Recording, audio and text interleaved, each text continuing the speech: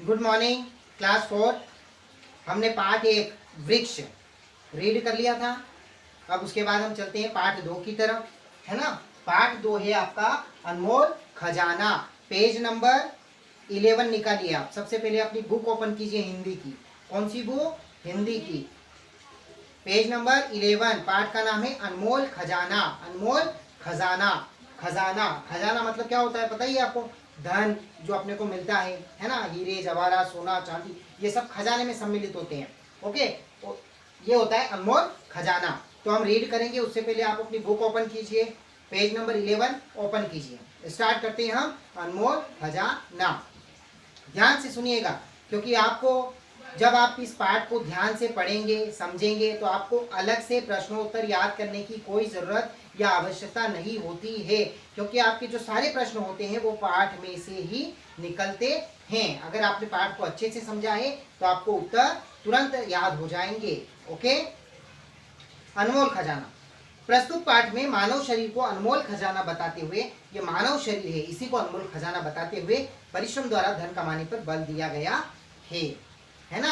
अनमोल खजाना क्या है? हमारा यह मानव शरीर, और परिश्रम मतलब मेहनत से ही धन को प्राप्त किया जा सकता है। अब हम स्टार्ट करें। एक गांव में विक्रम नामक एक युवक रहता था। कहाँ रहता था? विक्रम रहता था। कहाँ रहता था? एक गांव में रहता था। वह व्यर्थ बातें कर समय व्यतीत करता था। वो कैसी बातें करता था? व्यर्थ, बिना हाथ पैर की बातें करता था, फालतू की बातें करता था, और वो ऐसे ही अपना जीवन चला रहा था, ऐसे ही समय व्यतीत करता रहता था, टाइम पास करता था, है ना। एक दिन बैठे बैठे वह सोचने लगा कि मैं कैसे ढेर सारा धन कमाऊं और आराम से रहूं। एक दिन बैठे बैठे उसके दिमाग में क्या आया? उसके दिमाग में आया कि वह कैसे ढेर सारा धन कमा सकता है और आराम से रह सकता है। उसने इधर उधर जाकर अपने कई मित्रों से जल्दी धन कमाने का उपाय पूछा, लेकिन कहीं से भी उसे कोई ठोस उपाय नहीं मिला। उसने अपने बहुत सारे दोस्तों से पूछा, है ना, कि मैं कैसे धन कमा सकता हूँ, कैसे मैं जीवन भर आराम कर सकता हूँ, पर उसे कहीं से भी कोई जवाब नहीं मिला। सुबह का समय था। कब का समय था? सुबह का समय था। विक्रम खेतों के बीच से होकर जा रहा था। विक्रम कहाँ से जा रहा था? खेतों के बीच में से निकलकर जा रहा था। रास्ते में एक किसान से उसने जल्दी धन कमाने का उपाय पूछा। रास्ते में उसे कोई किसान मिला। किसान से भी उसने क्या पूछा? जल्दी धन कमाने का उपाय पूछा। किसान ने विक्रम को बताया कि गांव के दूसरी ओर एक सज्जन रहते हैं। किसान ने क्या बोला? कि गांव के उस पार एक सज्जन व्यक्ति रहते हैं, एक अच्छे व्यक्ति रहते हैं, है ना। उनका नाम विश्वनाथ है। उनका नाम क्या है? विश्वनाथ है। वे शायद कोई आसान तरीका बता सकते हैं। उसने कहा किसान ने कि गांव के उस पार जो है एक सज्जन व्यक्ति रहते हैं जिनका नाम है विश्वनाथ, वो तुम्हें इस बारे में एक उपाय बता सकते हैं। विक्रम जल्दी जल्दी विश्वनाथ के घर की ओर चल पड़ा। विक्रम कहाँ चल पड़ा? उन सज्जन व्यक्ति के घर की ओर चल पड़ा जिनका नाम क्या था? विश्वनाथ। उसके द्वार पर पहुंचकर विक्रम ने देखा, उसके द्वार पर पहुंचकर विक्रम ने क्या देखा? कि द्वार खुला हुआ था और विश्वनाथ ध्यान में बैठे थे। दरवाजा जो था वो खुला हुआ था और विश्वनाथ क्या कर रहे थे? ध्यान में बैठे थे। विक्रम ने उन्हें प्रणाम किया। हम कहीं भी जाते हैं तो हम सबसे पहले क्या करते हैं? या तो किसी गुड मॉर्निंग करते हैं, नमस्ते करते हैं, हेलो करते हैं, है ना। तो विक्रम ने भी उन्हें प्रणाम किया और उनके सामने बैठ गया। जैसे ही विश्वनाथ ने आंखें खोली, विक्रम ने अपने मन की बात कही। विश्वनाथ जब ध्यान में थे तो विक्रम उनके सामने जाकर बैठ गया, है ना। विश्वनाथ जी जैसे ही आंखें खोली तो विक्रम ने अपनी बात कही। क्या बात कही? वही बात कही कि मुझे ढेर सारा धन कमाना है और आराम करना है, तो मुझे कोई उपाय बताइए, है ना। तो विक्रम, मैं बहुत गरीब हूँ। विक्रम ने क्या कहा? मैं बहुत गरीब हूँ, आप मुझे जल्दी धन कमाने का कोई उपाय बताइए। तो विश्वनाथ जी ने क्या कहा? तुम बसंत नगर में जाओ। कहाँ जाओ? बसंत नगर में जाओ। वहां एक आदमी 20,000 रुपए में मनुष्य की आंखें खरीदता है, तुम अपनी आंखें बेच दो। क्या बोला विश्वनाथ जी ने?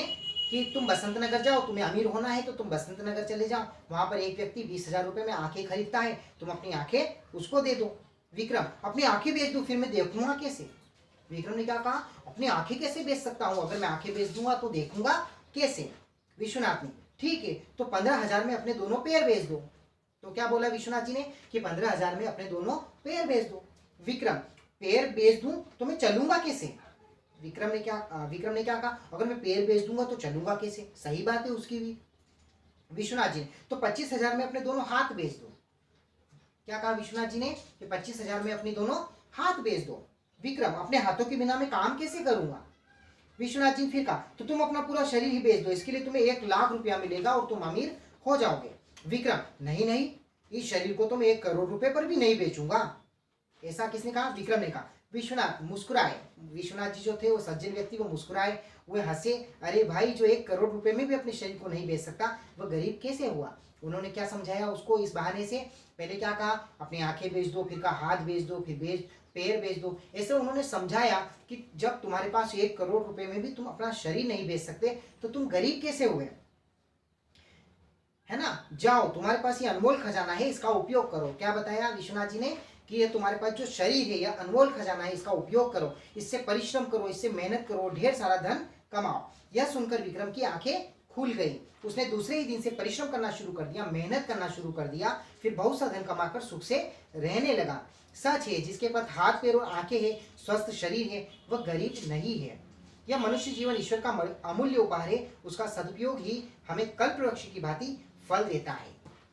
ओके, तो इस पाठ से हमें क्या सीखना मिलता है कि मनुष्य का जो शरीर है वह अनमोल खजाना है। क्या है, अनमोल खजाना। इससे हम मेहनत कर सकते हैं, परिश्रम कर सकते हैं और बहुत सारा धन कमा सकते हैं और अपने जीवन को सुखी कर जी सकते हैं, सुखी होकर जी सकते हैं। ओके, तो ये था हमारा पाठ 2, अनमोल खजाना। ओके, तो आज के लिए इतना ही। आप ध्यान से इस पाठ को 2 बार सुनिएगा, 3 बार सुनिएगा, क्योंकि आप ध्यान से सुनेंगे तो आप इसको बहुत अच्छे से याद कर पाएंगे। ओके, तो आज के लिए इतना ही। All the best, thank you very much, God bless you.